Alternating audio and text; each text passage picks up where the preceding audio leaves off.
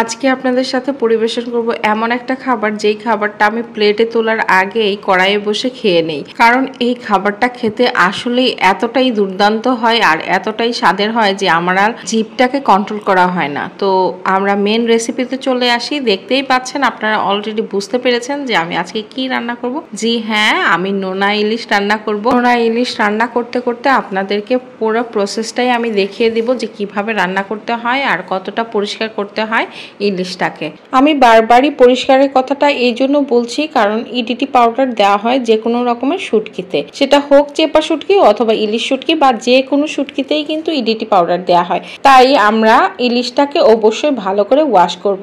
গরম পানি দিয়ে একবার ওয়াশ করব, তারপরে ঠান্ডা পানি দিয়ে এই তো এভাবে করে সুন্দর করে যখন ওয়াশ হয়ে যাবে তারপরে আমরা একটু সুন্দর করে টুকরো টুকরো করে কেটে নেব।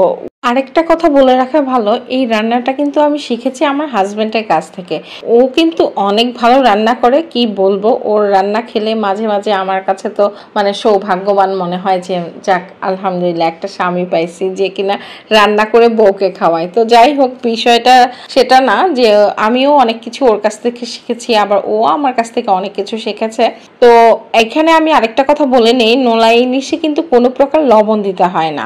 এখানে আপনারা দেখতে পাচ্ছেন পেঁয়াজ কুচি আর রসুন কুচি দিয়েছি, ব্রাউনিশ কালার যখন হয়ে আসছে তারপরে আমি গুঁড়া মশলা দিয়েছি। গুঁড়া মশলার মধ্যে দিয়েছি হলুদ গুঁড়া, ধনিয়া গুঁড়া আর মরিচ গুঁড়া। এই তো সামান্য কয়েকটা মশলা দিয়েই কিন্তু এই রান্নাটা কমপ্লিট করব। আপনারা দেখতে পাচ্ছেন যে আমার ইলিশটা কিন্তু একদম ঝুরা ঝুরা হয়ে গেছে।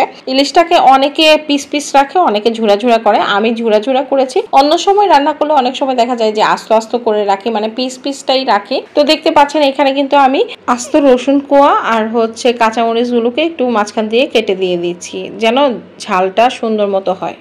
ঝালের পরিমাণটা খুব বেশি দেই নাই আমি, কারণ যেহেতু তালাবো খাবে, আমিও খাবো, ওর বাবাও খাবে, তোহা তো খেতে পারবে না, এই জন্য আর কি ঝালটা খুব বেশি দেই নাই। আপনারা ঝাল লবণ মরিচ বা লবণ তো দিতে হয় না, মানে আপনি আপনার পছন্দ অনুযায়ী দিয়ে নেবেন সব কিছু মশলাগুলো।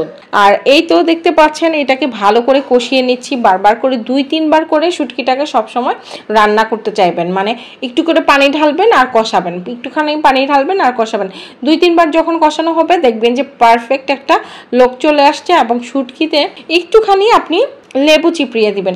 লেবু চিপড়িয়ে যখন দিয়েছি বিশ্বাস করেন শুটকির স্বাদটা মনে হয় 2 গুণ থেকে 3 গুণ হয়ে গিয়েছে, এতটাই মজা হয়েছে।